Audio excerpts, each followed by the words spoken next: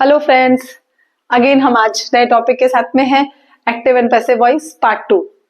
ठीक है, तो आज हम देखते हैं कि कैसे हम आज थोड़ा एडवांस में जाएंगे। आज पहली बात तो ये आपको 12th के लेवल तक, आपको 12th के एग्जाम्स में भी आपको बहुत हेल्पफुल होगा। तो मैं आज आपको वही चीज समझा रही हूँ कि कौन कौन से रूल्स इसमें हमको हेल्पफुल होंगे। राइट, चलिए स्टार्ट करते हैं। देखिए, लास्ट मैंने आपको 9 टेंसेस में कैसे हम एक्टिव टू पैसिव कन्वर्ट करते हैं वो आपको एक्सप्लेन किया था। आज हम जा रहे हैं कि अगर स्पेशल सेंटेंस हो, लाइक इंपरेटिव सेंटेंस है, रिक्वेस्ट है, ऑर्डर है, तो उसको हम कैसे कन्वर्ट करते हैं। At the same time interrogative sentence को भी हम कैसे कन्वर्ट करते हैं, तो मैं आपको आज वो चीज बता रही हूँ। राइट, तो आप ध्यान से देखिएगा और एंड तक अगर आप देखेंगे तो आपको बहुत अच्छा लगेगा और आपको समझ में भी आएगी पूरी बात कि मैं क्या बोलना चाह रही हूँ। चलिए, आज हम सबसे पहले इंपरेटिव सेंटेंस का देख लेते हैं। इंपरेटिव सेंटेंस, अगर हम इंपरेटिव सेंटेंस की डिफाइन ले तो imperative sentence are the sentence in which we give order, request और कमांड। ठीक है, तो इन सेंटेंस को हम इंपरेटिव सेंटेंस बोलते हैं। Sorry, order, request and command.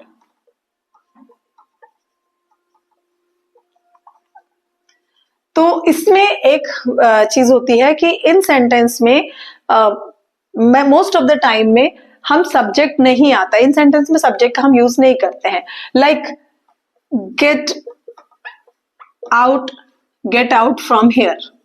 चलिए, मैं ये एक सेंटेंस ले लेती हूँ, गेट आउट फ्रॉम हेयर। ये सेंटेंस लिया मैंने।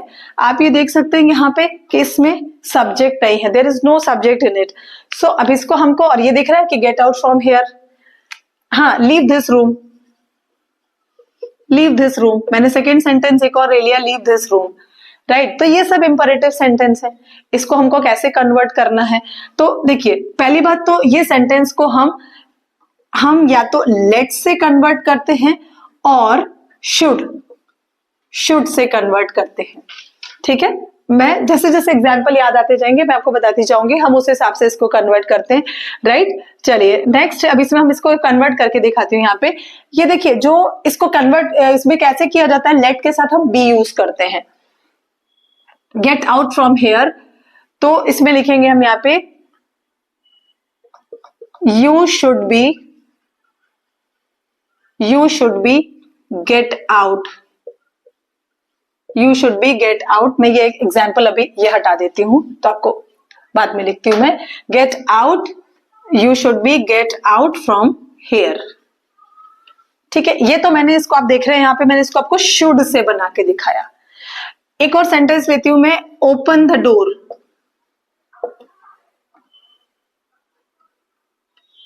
ओपन द डोर, इसको हमको, अभी देखिए मैं इसको बनाती हूं यहाँ पे, इसको हम कन्वर्ट करते हैं active to passive voice. Active to passive voice, इसको देखिए लेट से कंबाइन करने का ट्राई करते हैं। लेट द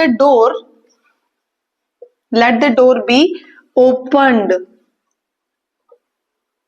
देखिए, आपको लगेगा कि इसमें कैसे बनाया, आपको थोड़ा सा कंफ्यूजन होगा। सिर्फ देखिए मैंने क्या किया, यहाँ पे तो हमको, क्योंकि यहाँ पे सब्जेक्ट था ही नहीं था, गेट आउट फ्रॉम हेयर। अब सपोज मैं किसी को अगर बोलूंगी गेट आउट फ्रॉम हेयर, तो मैं क्या बोलूंगी, you get out from hair.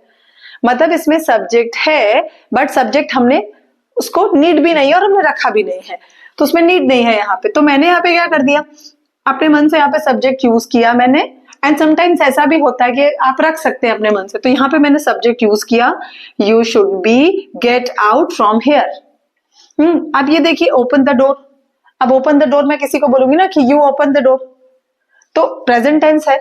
तो मैंने कैसे किया, यहाँ पे देखिए लेट यूज किया, डोर यहाँ पे जो ऑब्जेक्ट था तो मैंने ऑब्जेक्ट को आगे ले लिया, late the door be open, late the door be open. Right, तो इस तरह से हमने यहाँ पे लेट और बी से यूज कर लिया। फिर एक और, हेल्प द पुअर। चलिए मैं एक और सेंटेंस ले देती हूँ, हेल्प द पुअर। तो इसको भी लेट से बनाते हैं, let the poor be helped. यहाँ पे आपको सब्जेक्ट जो डूअर होता था हम उसमें पीछे करते थे, आपने लास्ट उसमें देखा मैंने कि डूअर होता था, यहाँ पे हम डूअर को पीछे ले जाते थे, उसको लिखते थे, तो यहाँ पे हमको उसको लिखने की कोई नीड नहीं है, हमको नहीं लिखना। इसको आप शुड से भी बना सकते हैं। कैसे इसको हम शुड से भी बना सकते हैं? The poor should be helped, should be helped. बस आपको बाय यू और ये सब नहीं करना है। देखिए जैसे जैसे आपका स्टैंडर्ड बढ़ेगा उसमें आपको ऐसे ही सेंटेंस होते हैं जब, तो उसमें आपको कितनी बार आपको बाय का यूज होता ही नहीं है और आपको करना भी नहीं है उसमें बाय का यूज, कोई नीड नहीं होती है उसमें बाय के यूज की। वो अंडरस्टूड होता है कि उसमें यहाँ पे बाय है, तो इसमें जैसे हमने नहीं लगाया कहीं पे भी बाय, होता ही नहीं है। इंपरेटिव सेंटेंस में हम कहीं पे भी बाय यूज नहीं करते हैं, राइट। आई होप कि इतना आपको समझ में आया होगा कि हम लेट से कैसे कन्वर्ट करते हैं और शुड कब लगाते हैं।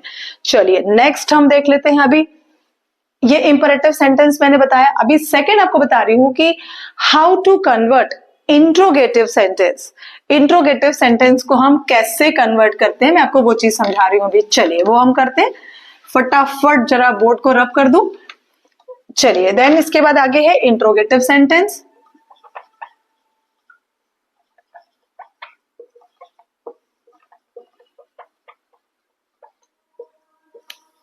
बहुत ही हेल्पफुल है ये टॉपिक, बहुत और बहुत इंटरेस्टिंग भी है।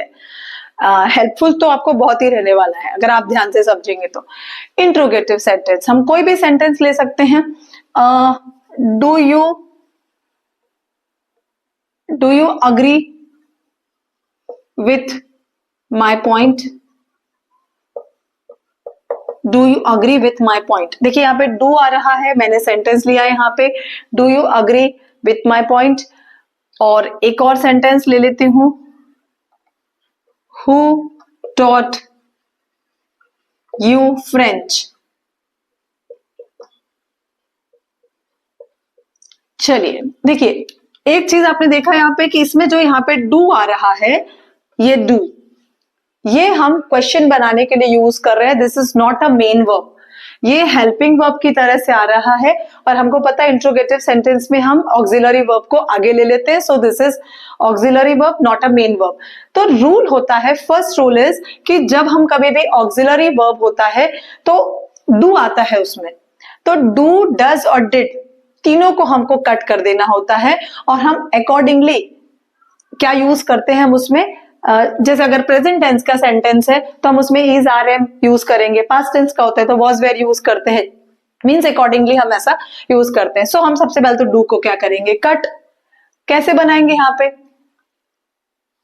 माई पॉइंट, सब जो यहाँ पे पीछे यहाँ पे ऑब्जेक्ट है माई पॉइंट, तो वो आगे आएगा। अब इसकी जगह पे आप क्या करेंगे, इंट्रोगेटिव को हमको इंट्रोगेटिव ही रखना होता है, लेकिन हम उसको कैसे करेंगे। यहाँ पे देखिए प्रेजेंट टेंस का सेंटेंस है, अगर आप ध्यान से देखें, डू यू अग्री, डू तो प्रेजेंट टेंस में ही आता है, तो यहाँ पे हम क्या लगाएंगे, इसकी जगह पे is my point, is my point agreed. Agreed, देखिए एक और रूल, ये भी मैंने मुझे क्लियर करना ही था इसमें आपको कि देखिए अग्री के साथ में यहाँ पे प्रेपोजिशन आ रहा है, विथ इज अ प्रेपोजिशन, तो हमको प्रेपोजिशन को रिमूव नहीं करना है। We should not remove the preposition which is with the verb. जो वर्ब के साथ प्रेपोजिशन है आप उसको रिमूव नहीं कर सकते, तो आप इसको यहाँ पे वैसे ही रखा मैंने, agreed with you, is my point agreed with you, question mark. चलिए अभी सेकेंड सेंटेंस मैंने लिया है, who taught you French, who taught you French. देखिए यहाँ पे हु जो होता है ना, अब इसको आपको हु को हुम में कन्वर्ट कर देते हैं हम, तो हु का क्या हो जाएगा यहाँ पे sorry, French was taught to you, या बाय हुम, यहाँ पे बाय हुम आगे कर देते हैं, by whom French was taught to you. ये मैंने आपको बताया था कि अगर दो ऑब्जेक्ट्स आते हैं, सी यहाँ पे देखिए एक ये ऑब्जेक्ट है एक ये ऑब्जेक्ट है, तो एक ऑब्जेक्ट को हमको टू के साथ में रखना पड़ता है और दूसरे ऑब्जेक्ट को आप आगे ले सकते हो। तो देखिए मैंने वही किया, फ्रेंच को आगे लिया, तो हु को हमने किस में कन्वर्ट कर दिया, बाय हुम। ये रूल है, नोट कर लीजिए कि हु को हम कन्वर्ट कर देते हैं बाय हुम में, right. So by whom French was taught to you, by whom French was taught to you, ये इस तरह से यहाँ पे आ गया। ठीक है, डन। चलिए आगे हम अभी इसके 2-3 एग्जाम्पल और भी ले लेते हैं, और ये भी मैं आपको बता रही हूँ कि हमको कौन से कंडीशंस में हमको यहाँ पे, जैसे हम मैंने यहाँ पे देखिए यू रखा ना, तो बाय हूम मैंने यहाँ पे रखा ना कि बाय नहीं आता है, आपको कब वो सेंटेंस हम रखना है जब आपको बाय नहीं रखना है। सपोज मैंने एक यहाँ पे सेंटेंस लिखती हूँ, यहाँ पे someone stole my book, मैं बहुत अभी इजी वाला ले लेती हूँ, someone stole my pen। चलिए someone stole my pen, right आपको दिख रहा है पास्ट टेंस का सेंटेंस है। होप आपको इंट्रोगेटिव समझ में आ गया होगा। प्रैक्टिस के लिए मैं आपको और भी एग्जाम्पल डिस्क्रिप्शन में सेंड कर देती हूँ आपको, लेकिन अभी हम ना दूसरा यहाँ पे रूल जा रहे हैं, दूसरे रूल में जा रहे हैं कि यहाँ पे कि हम कब जो सब्जेक्ट है उसको ओमिट कर देते हैं, सब्जेक्ट को हम ओमिट कर देते हैं। सी तो सेंटेंस है हमारा समवन स्टोल माय पेन, यहाँ पे मैंने आपको एक्सप्लेन किया इंट्रोगेटिव का, एंड आई होप कि मुझे शायद इसमें थोड़े और एग्जाम्पल प्रैक्टिस के लिए ले लेना चाहिए। चलिए ठीक है, ऐसा करते हैं कि थोड़े एग्जाम्पल और इंट्रोगेटिव के ले लेते हैं, तो अभी आपको शायद क्लियर होगा। अभी हमने डिड वाले अभी नहीं किए ना, ओके चलिए मैं इसको हटा देती हूँ, और हम पहले ना थोड़े से और भी सेंटेंस ले लेते हैं, पास्ट टेंस के सेंटेंस और ले लेते हैं हम।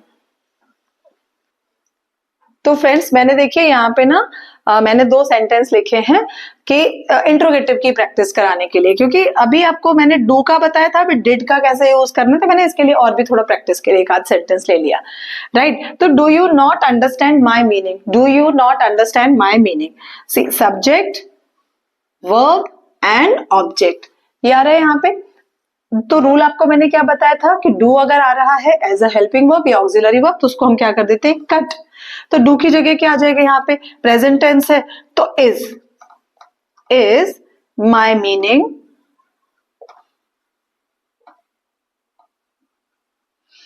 Is my meaning not, understand का क्या हो जाएगा past tense, understood, understood, my meaning is not understood by you,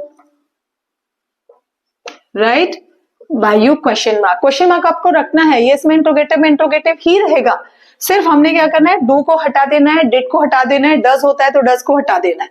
अब यहाँ पे देखिए डिड का किया, did you never hear that name, did you never hear that name, तो दैट नेम इज ऑब्जेक्ट, तो डिड है मतलब पास्ट टेंस है, तो उसमें क्या जाएगा, यहाँ पे दैट नेम जो है सिंगुलर है, तो हम यहाँ पे सिंगुलर वर्ब यूज करेंगे, was that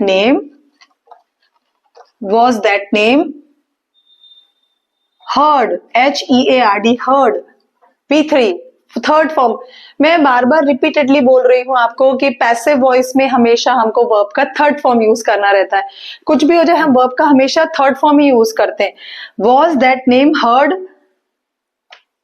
by you, was that name heard by you, was that name heard by you, ये हमने इंट्रोगेटिव की प्रैक्टिस ले लिया। अब हम जाते हैं कि where we have to omit the subject, means we don't need to put subject। अब वो वाले सेंटेंस हम लेते हैं, सेकेंड रूल्स में आ जाते हैं, नेक्स्ट रूल पे आ जाते हैं, इसको मैं रब कर देती हूँ, फटाफट से इसको रब करते हैं, जल्दी से नेक्स्ट रूल पे आ जाते हैं। चलिए नेक्स्ट रूल है when to omit the subject, when to omit the subject, see when we have to omit the subject, like मैंने लिखा था पहले सेंटेंस, मैं फिर से बोल रही हूं, someone has stolen my pen, someone has stolen my pen, V3 आ रहा है इसमें, यहाँ पे हैज के साथ तो V3 ही रहता है, हमेशा होता ही है V3, तो हम V3 का तो V3 ही रखना होगा, अभी हमको पैसिव पे तो V3 ही रखते हैं, तो इसमें क्या हो जाएगा, my pen has been stolen by अच्छा राइट, वही लिख देती हूँ मैं भी आपको, फिर ध्यान से समझाती हूँ। देखिए ये जो हमने यहाँ पे बाय समवन किया ना, तो जब आप छोटे स्टैंडर्ड में करते हैं तो आप इस तरह से लिख देते हैं समवन, लेकिन जब इस तरह का सेंटेंस आता है समवन, बाय देम एंड अस हो गया, वी हो जाता है, तो वो सब आप ना ऐसे सब्जेक्ट्स को आप क्या करेंगे, ऐसे डूअर्स को आप ओमिट कर देंगे। इसको आपको लिखने का कोई नीड नहीं है, यहाँ पे आप इसको कट कर देंगे। ओनली हमारा सेंटेंस क्या रहेगा, my pen has been stolen, that's it. इतना ही आपको लिखना होता है, बाय समवन, बाय अस ऐसा सब नहीं लिखा जाता है। एक और सेंटेंस ले लेती हूँ, they choose me a captain, they choose me a captain, right. तो अभी यहां पे मैं आगे आई को ले लेती हूँ। There are two sub objects, first object, object one and object two. So there are two objects. मैं यहाँ पे मी को ले लेती हूँ, तो मी आगे आएगा तो क्या हो जाएगा, आई। तो I am chosen, I am chosen a captain, I am chosen a captain by them. I am chosen a captain by them. अब यहाँ पे अगेन वही बात आ जाती है, हमको यहाँ पे by them लिखने का नीड ही नहीं होता है, by them को आप कट कर देंगे। I am chosen a captain, that's it। वही मैं आपको बता रही हूँ कि हमारा क्या होता है कि हम हर बार लिख देते हैं ना, लेकिन यहाँ पे हमको नहीं लिखना है, अंडरस्टूड, ठीक है। तो यहाँ पे हम सिर्फ कैप्टन लिख के इसको छोड़ देंगे। और भी देखिए सेंटेंस ले लेती हूँ, वी से भी कोई सेंटेंस हम बना सकते हैं। वी फील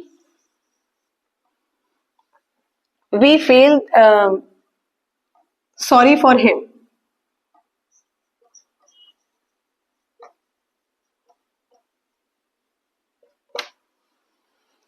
तो इसमें भी अगेन देखिए वी आ रहा है यहाँ पे। जैसे देखिए यहाँ पे हमने यहाँ पे दे को हटा दिया, समवन हटा दिया, एनीवन आता है उसको भी आपको ओमिट कर देना होता है, आपको उसको रिमूव कर देना होता है। तो ही अभी फील प्रेजेंट टेंस है, he is felt sorry for, he is felt sorry for तो रखना ही होगा, क्यों, क्योंकि यहाँ पे प्रेपोजिशन है, फॉर तो प्रेपोजिशन है, यहाँ पे आपको रखना है he is felt sorry for, that's it. By कुछ नहीं लिखना है आपको, यहाँ पे बाय नहीं लिखना है आपको, right. By us, he is felt sorry by us, कुछ नहीं लिखना है आपको, ही इज फेल्ट सॉरी फॉर, इतना ही लिखना है यहाँ पे आपको, राइट। प्रेपोजिशन को हमको कभी भी ओमिट नहीं करना होता है।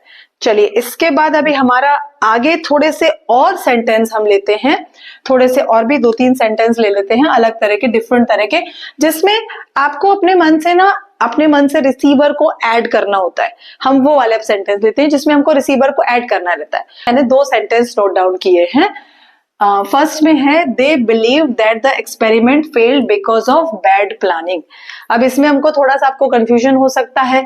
देखिए यहाँ पे अगर हम देखें तो ये सब्जेक्ट है, ये वर्ब है, that the experiment failed, again यहाँ पे सब्जेक्ट आ रहा है, तो हमको कंफ्यूजन हो सकता है यहाँ पे कि किस तरह से अब हम इसको चूज करेंगे। बस यही इस तरह के सेंटेंस की मैं आपको प्रैक्टिस करवाना चाह रही हूँ और इनके रूल्स आपको बता रही हूँ।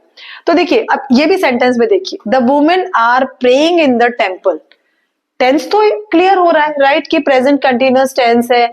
दे बिलीव्ड, तो ये यहाँ पे पास्ट सिंपल पास्ट टेंस है, वो तो क्लियर हो रहा है, राइट। लेकिन अब हमको इसको करना कैसे है, दोनों में ही ना हमको यहाँ पे डूअर नहीं आ रहा है। दे बिलीव्ड, वो मानते हैं, तो यहाँ पे डूअर कहाँ है, डूअर कौन है, नहीं है ना। इसमें भी देखिए the women are praying in the temple, तो डूअर क्लियर नहीं है यहाँ पे, राइट। तो हमको दोनों में अपने मन से एक रखना पड़ता है। तो इसको कैसे करेंगे, it was believed by them। देखा आपने, मैंने दे को पीछे लिया, वही किया, लेकिन खाली मैंने यहाँ पे ये जो था ना, ये मैंने अदर सेंटेंस में ले लिया, मतलब ये अदर मतलब हटा दिया इसको मैंने, अभी यहां से मैंने इतना ही लिया है, देखिए सिर्फ इतना ही पार्ट को लिया है और अपने मन से मैंने it was believed bye them that the experiment that the experiment was failed, that the experiment was failed because of bad planning. हमने पूरा का पूरा वैसे ही सेंटेंस को रख दिया, सिर्फ वॉज लगाया बिकॉज पास्ट टेंस था, because of bad planning. Right, understood? I think आपने समझ में आ रहा होगा आपको। चलिए सेकेंड सेंटेंस मैंने लिया है यहाँ पे, the women are praying in temple. Right, अभी अगेन यहाँ पे डूअर क्लियर नहीं है, तो हम ऐसा भी लिख सकते हैं कि प्रेयर्स आर बीइंग ऑफर्ड, या prayers are being said, said भी बोल सकते हैं या ऑफर्ड भी बोल सकते हैं। I think offered is a right word, तो हम क्या बोलेंगे, प्रेयर्स आर बीइंग ऑफर्ड। मैंने इसको देखिए इस तरह से करना है, prayers are being offered by the woman. Same वही देखिए, वुमन यहाँ पे डूअर हम एक तरह से ले रहे हैं, लेकिन यहाँ पे अगेन हमको यहाँ पे देख रहे हैं कि चलिए यहाँ पे चलो अगर हम वुमन को डूअर ले लेते, लेकिन यहाँ पे फिर वही है कि ऑब्जेक्ट नहीं आ रहा है। यहाँ पे ऑब्जेक्ट नहीं आ रहा तो हम कैसे करें इसको, हमको जब तक हमारे पास में सब्जेक्ट ऑब्जेक्ट याद नहीं होंगे तो हम कैसे सेंटेंस को कन्वर्ट करेंगे। तो मैं वही आपको मैंने समझाया कि देखिए इसमें भी यहाँ पे मिसिंग था, इसमें भी यहाँ पे देखिए मिसिंग है, मतलब दोनों में रिसीवर मिसिंग हो रहा है। तो prayers are being offered by the women, ऐसा बोल सकते हैं कि यहाँ पे डूअर आ रहा है बट रिसीवर क्लियर नहीं है, दोनों में रिसीवर क्लियर नहीं है। तो मैंने डूअर को तो रखा, ले लिया पीछे हमने पैसिव में, by the woman in the temple.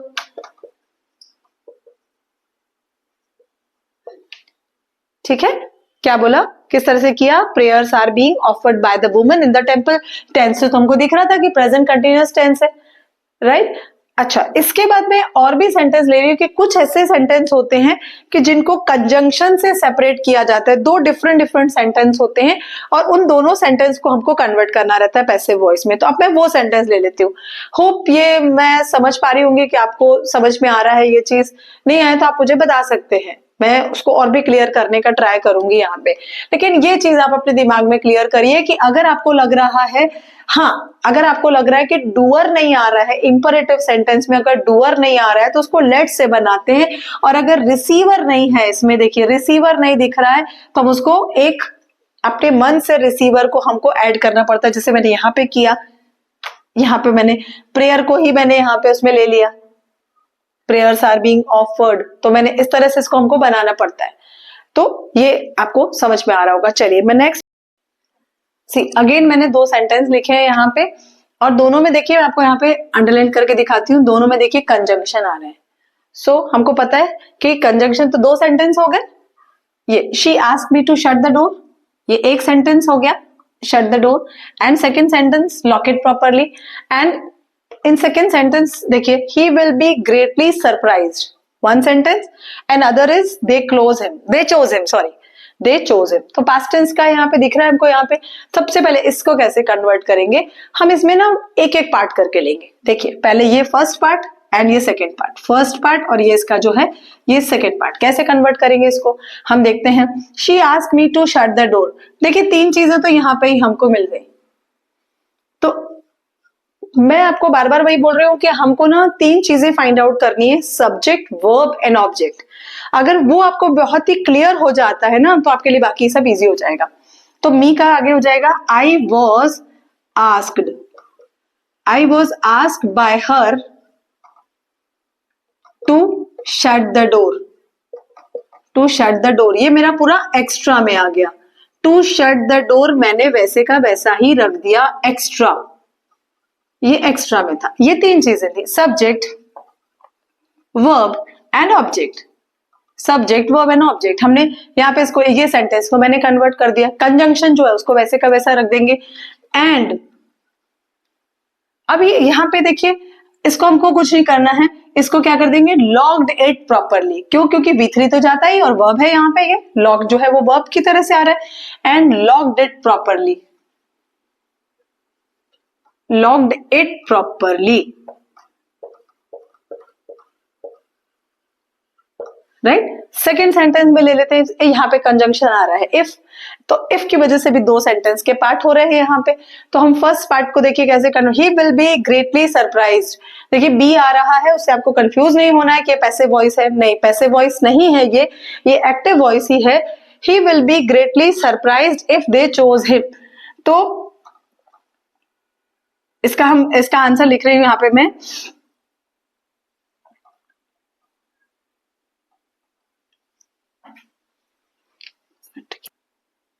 he will be greatly surprised if he was chosen। देखिए क्योंकि ये सेंटेंस में हमने पहले से ही दिख रहा है कि यहाँ पे इसको हम कुछ नहीं कन्वर्ट कर सकते, he will be greatly surprised। कौन सा सेंटेंस यहाँ पे इंट्रांजिटिव सेंटेंस है, तो उसको मैंने वैसे का वैसा ही रख दिया। इफ दे चोज हिम, तो क्या हो जाएगा, इफ को तो मैंने वही रखा, if he was chosen, if को वही रखा, इफ हिम का क्या हो जाएगा, ही, एंड क्योंकि पास्ट टेंस है तो ही वॉज चूजन। तो ये हमने यहाँ पे बनाया, इस तरह से कन्वर्ट किया। अब सेकंड नेक्स्ट आपको बता देती हूँ यहाँ पे कि how to convert a sentence with the modals. अगर मॉडल्स के साथ में सेंटेंस आते हैं तो हम उसको कैसे कन्वर्ट करेंगे। मॉडल्स लाइक माइट हो गया, कैन है, कुड है, शैल, शुड, तो इसको अगर आप कैसे, अगर ये आते हैं तो इनको कैसे करते हैं, ये भी बहुत ईजी है, इनके भी रूल्स मैं आपको बता देती हूँ। चलिए देखिए अगेन मैंने यहाँ पे थोड़े से सेंटेंस लिखे हैं, तो इस पे देखिए लिखा मैंने everyone should obey the laws of the country, everyone should, तो ये देखिए मॉडल है यहाँ पे, ये कुड मॉडल आ रहा है, एंड देन मस्ट। तो मैंने ये तीन डिफरेंट सेंटेंस लिए हैं यहाँ पे जिनमें हम मॉडल्स का यूज कर रहे हैं, जिनमें मॉडल का यूज हो रहा है। तो हमें देखते हैं यहाँ पे everyone should obey the laws of the country, तो इसको कैसे बनाएंगे यहाँ पे, the laws of country, the laws of the country should तो रहेगा ही, और उसके साथ में क्या आ जाता है, be, should be obeyed by, should be obeyed. Again वही सेम बात आ जाती है कि देखिए यहाँ पे एवरीवन है, ये भी रूल फिर से रिवाइज हो गया कि जब एवरीवन, समवन इस तरह का डूअर होता है तो हम उसको ओमिट कर देते, रिमूव कर देते, हमको उसको लिखने का नीड नहीं होता है। The laws of the country should be obeyed, that's it, पूरा मीनिंग निकल रहा है यहाँ पे, हमको उसको लिखने का कोई जरूरत नहीं है। चलिए नेक्स्ट सेंटेंस है, Ramesh could have avoided the accident if he had been careful. अगर रमेश थोड़ा सा केयरफुल होता तो एक्सीडेंट अवॉइड किया जा सकता था। तो हम कैसे करेंगे, द एक्सीडेंट, यहाँ देखिए वही सेम चीजें रिपीट हो रही है, देखिए वही सेंटेंस आ रहे हैं, देखिए यहाँ पे कंजंक्शन भी आ रहा है, मॉडल भी आ रहा है, कंजंक्शन आ रहा है, तो दो सेंटेंस हो रहे हैं। तो पहले फर्स्ट सेंटेंस बनाएंगे, देखिए फर्स्ट सेंटेंस ये है ना हमारा, ये फर्स्ट पार्ट है, तो द एक्सीडेंट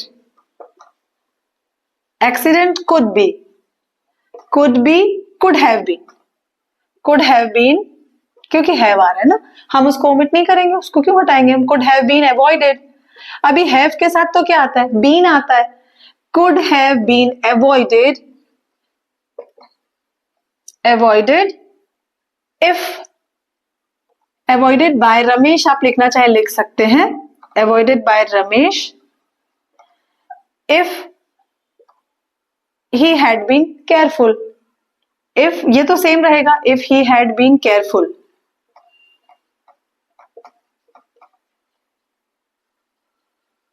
चलिए नेक्स्ट है, one must keep one's promise. Again वो देखिए जो पहले वाला रूल था ना, वो एवरीवन, यहाँ पे वन आ रहा है, तो वन ऐसा सब हमको रिमूव कर देना होता है, बताया मैंने आपको, तो हम यहाँ पे इसमें भी रिमूव कर देंगे। और मस्ट आ रहा है तो बी तो आएगा ही, यहाँ पे मॉडल्स के साथ में क्या आता है, बी आता है। तो कैसे करेंगे, one's promises must be kept, है ना, बहुत इजी, इसमें क्या डिफिकल्ट है, मॉडल के साथ में हमने क्या लगा देना है, बी लगा देना है, राइट। पैसिव में हमेशा वर्ब का थर्ड फॉर्म आता है, मॉडल के साथ में बी लगाते हैं, और बाकी टेंस के अकॉर्डिंग जो रूल होते हैं हम उस हिसाब से कन्वर्ट करते हैं। तो काफी इजी टॉपिक है, अगर आप थोड़ा सा उसको केयरफुली स्टडी करेंगे तो आप कर सकते हैं। चलिए अगर कोई आप लोगों को डाउट होते हैं, कोई प्रॉब्लम है आपको, तो मुझे डिस्क्रिप्शन में प्लीज कमेंट्स में बताइए। और अगर आपको अच्छा लगा ये वीडियो तो दूसरों के साथ शेयर करिए। Thank you.